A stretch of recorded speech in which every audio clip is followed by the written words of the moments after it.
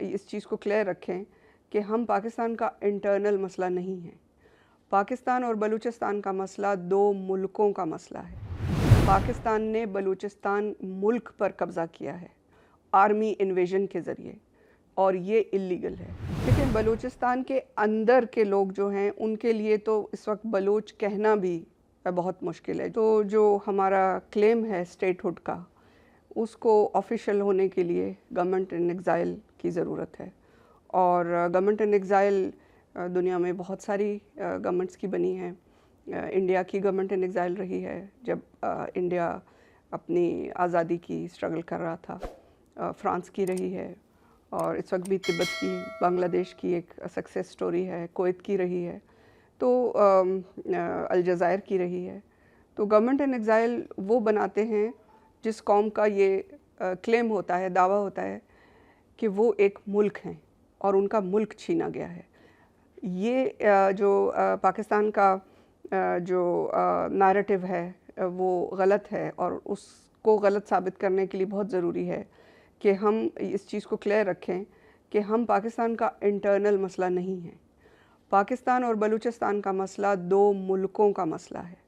पाकिस्तान ने बलूचिस्तान मुल्क पर कब्ज़ा किया है आर्मी इन्वेजन के ज़रिए, और ये इलीगल है। लेकिन बलूचिस्तान के अंदर के लोग जो हैं उनके लिए तो इस वक्त बलूच कहना भी बहुत मुश्किल है। जो बलूची लिबास पहनकर या बलूची दस्तार पहनकर या बलूची शान से कोई बलूची शेर लिख ले या कोई बलूच हिस्ट्री के बारे में बात कर ले, तो उसे तो एंटायर स्टेट कह कर उठा लिया जाता है। तो या उसकी लाश मिलती है या वो उसका कभी वेयर अबाउट्स का पता नहीं चलता, और लाश की भी ऑर्गन्स नहीं होते कई बार। तो उस सिचुएशन में जब यूनाइटेड नेशन से हमारी यही अपील है कि यूनाइटेड नेशंस बलूचिस्तान में इंटरवेंशन करे, और बलूचिस्तान के लोग जब वहाँ से आर्मी बाहर निकलेगी और जो इस वक्त जुल्म हो रहा है वो ख़त्म होगा, तो बलूचिस्तान के लोग खुद अपना इलेक्शन करेंगे और अपनी गवर्नमेंट बनाएंगे। तब तक जो government of Balochistan in exile है वो एक पीसफुल इंस्टीट्यूशन है। हमारा काम सिर्फ डिप्लोमेसी है। हमारा काम अपने लोगों को ऑर्गेनाइज़ करना है और अपने लोगों को एजुकेट करना है और दुनिया को एजुकेट करना है। बलूचिस्तान में जो इस वक्त सिचुएशन है वो जंग की सिचुएशन है, सिविल वॉर की सिचुएशन है। यानी बलोच और पाकिस्तान की रियासत एक दूसरे से जंग कर रहे हैं, बाकायदा जंग हो रही है, और जो सिविल पॉपुलेशन है वो बेइंतहाशा विक्टिमाइज़ की जा रही है। आपको पता है, यानी आप लोगों से ज़्यादा कौन जानता होगा कि पाकिस्तान की फ़ौज तो जंग लड़ने की कैपेबिलिटी नहीं रखती। वो जहाँ जंग की का सिचुएशन हो तो वहाँ या वो डिफीटेड होते हैं या भाग जाते हैं, लेकिन उनका जो ज़ोर है वो हमेशा सिविल पॉपुलेशन के ख़िलाफ़ होता है। तो घरों को जलाना, घरों को उजाड़ना, स्टूडेंट्स को उठा लेना, जो भी पीसफुल लोग हैं, बच्चियों को, औरतों को उठा लेना, बेआबरू करना, बेइज्जत करना, ये सारे काम वो करते हैं। लेकिन इस सारी जो सिचुएशन है उसको कलेक्टिवली अगर आप देखें तो वो जेनोसाइड है। यूनाइटेड नेशंस के जो डेफिनेशन है, जो इंडिकेटर्स हैं जेनोसाइड के, वो सारे के सारे बहुत ऑब्वियस हैं जो नज़र आ रहे हैं।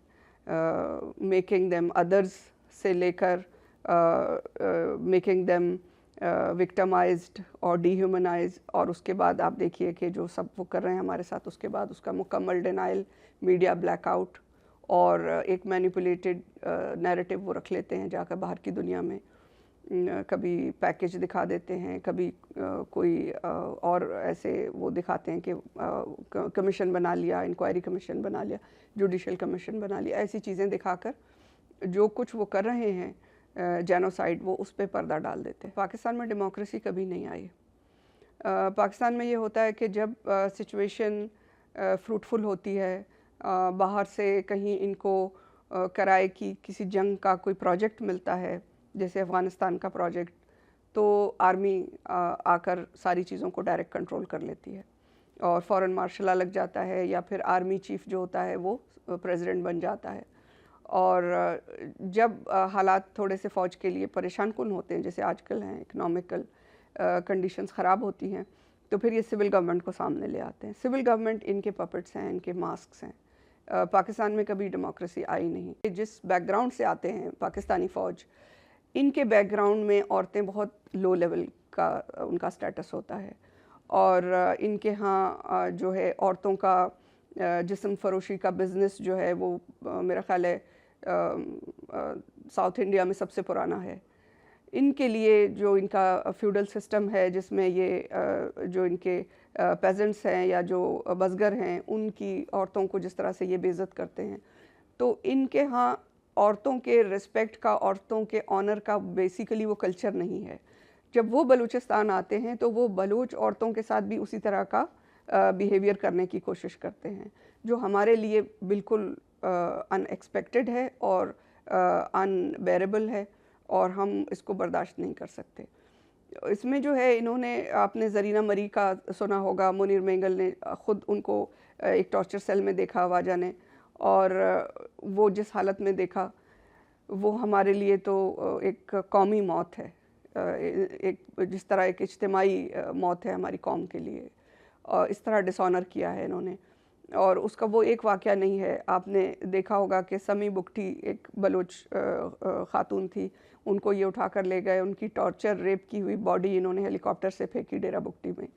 इन्होंने इतनी जो है मकरान में इन्होंने बहुत औरतें, आवारान में इन्होंने जो है उठाई। माहल बलोच का आपने वाक़या देखा कि एक बच्ची अपने घर में, छोटी अपनी बच्चियों के साथ वो सो रही थी, उसको गेस्ट्स के सामने, उसकी मदर इन लॉ के सामने आकर उठा कर ले गए और उस पर झूठा केस बनाया कि हमने इससे सुसाइड जैकेट पकड़ी है।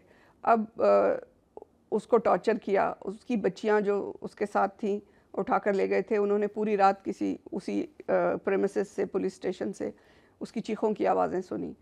उसके बाद जो है, जहां पाकिस्तानी मीडिया को होना चाहिए कि जो कुछ वहाँ ह्यूमन राइट्स वायलेशंस हो रही हैं बलूचिस्तान में उसको पोर्ट्रे करें, वहाँ आपको पाकिस्तान का मीडिया नहीं मिलेगा।